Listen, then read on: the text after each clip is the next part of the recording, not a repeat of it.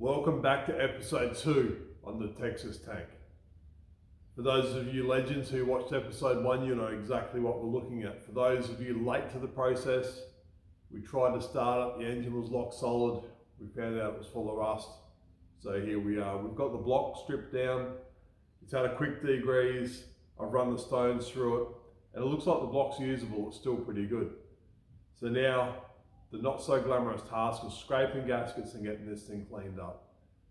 A few little surprises as we pulled it down. A brand new camshaft that had gone rusty, new timing gear set, no camshaft retaining plate. So had we've actually got it fired up, the cam would have fallen out the front anyway and just caused a whole lot more damage and a whole lot more work. We're hoping to reuse the pistons. I've been told it's not a race car, stop playing games, get this thing together. So we'll clean it up. You can see the gunge and the sludge inside here. You can be sure if that's where you can see it, that's going to be everywhere you can't see it. So the cam bearings will have to come out. The cam bearings are shot anyway. This stuff gets into the oil galleries, in behind the cam bearings, it'll get everywhere. So cleaning, as much as it's not a whole lot of fun and not the most glamorous job of building an engine, is probably the most important.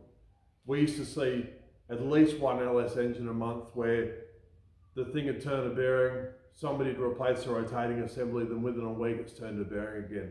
And they haven't found the cause of why it blew up the first time. And generally, it's this garbage in the oil galleries, in behind the cam bearings. The oil pressure gauge will still show good oil pressure, but there's no flow to the back bearings. So getting it clean is absolutely paramount. The pistons look pretty good wear-wise, but we've got about 100,000 miles of carbon and gunge to clean up. There's a lot of build-up around the piston skirts and on the back side of the piston, but another place that's really critical to keep clean is in behind the piston rings. We all know how the piston ring works. It seals against the cylinder bore, but it's the top and bottom of the ring that seal against the piston. So it's really important to make sure that's clean and also make sure there's no carbon behind the ring, because this will cause the ring to crack as the piston expands. So how do you clean the piston groove, you ask? Well, luckily, every engine comes with its own cleaning tool. Peel the rings off.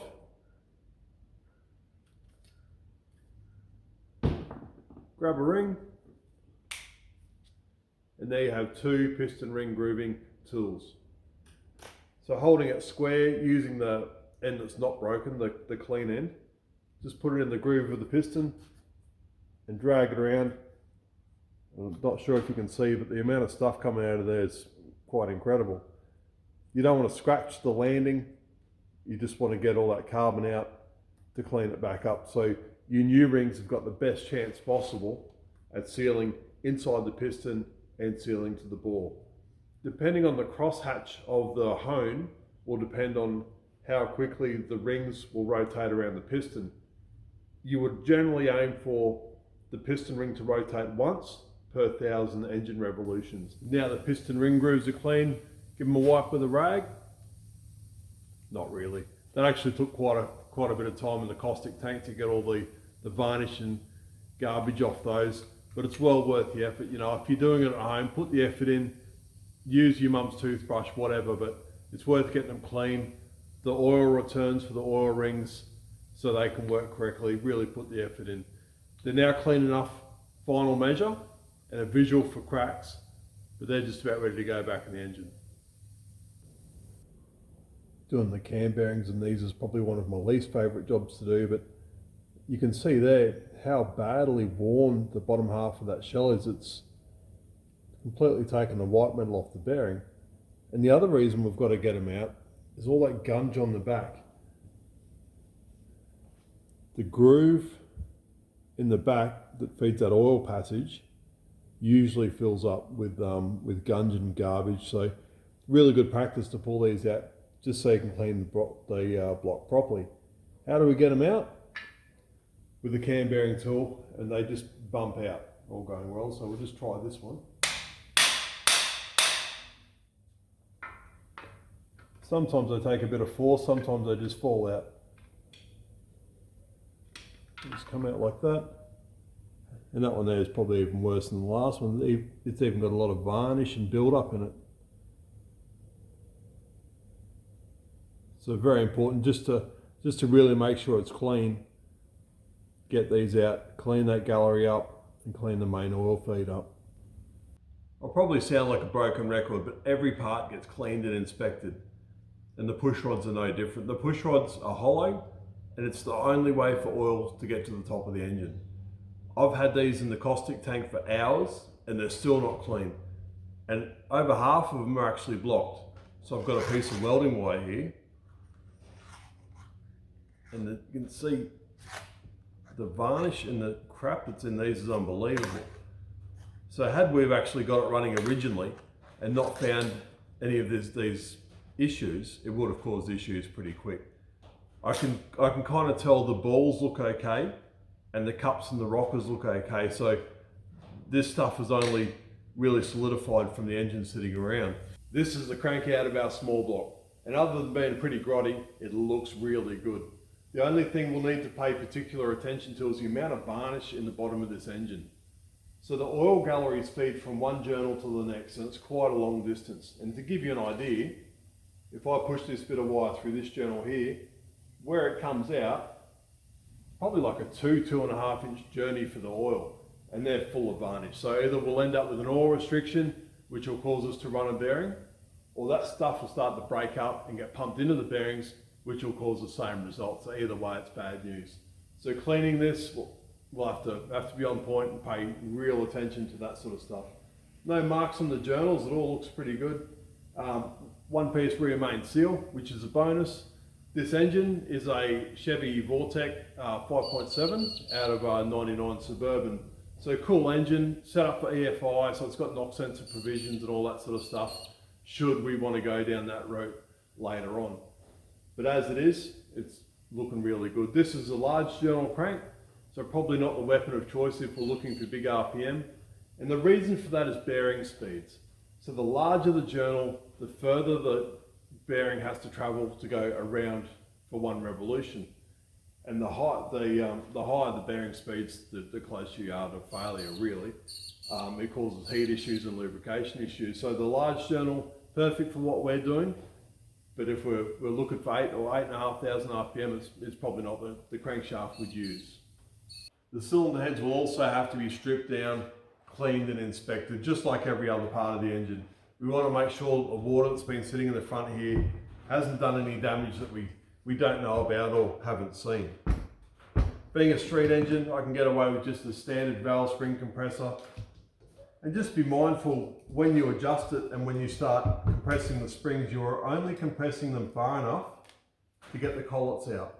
If you go and compress them all the way to spring bind, you will damage the valve spring and it will lose seat pressure.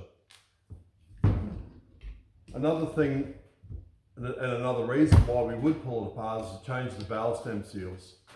Now the valve stem seals, they'll go hard, they'll perish and they get full of varnish. And the symptoms that that'll give us is smoke on initial startup or engine smoke after a long time off the accelerator pedal when there's high vacuum in the intake manifold. So if we can deal with that while we've got it apart, it just makes more sense. Another thing we'll do while the heads are apart and with the block as well is check all the threads. We'll run the tap and die over the threads and the studs. We don't want to be putting the engine in the car and realising at that stage that we've got a strip manifold bolt or one of the engine mounts are cross-threaded. If we can put the work in now, it should make everything else a whole lot easier. As you can see, the valve springs are coming out pretty well.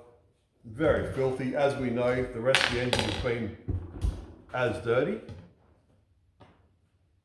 And just looking for anything visually that, any marks that might be on one that's not on the other.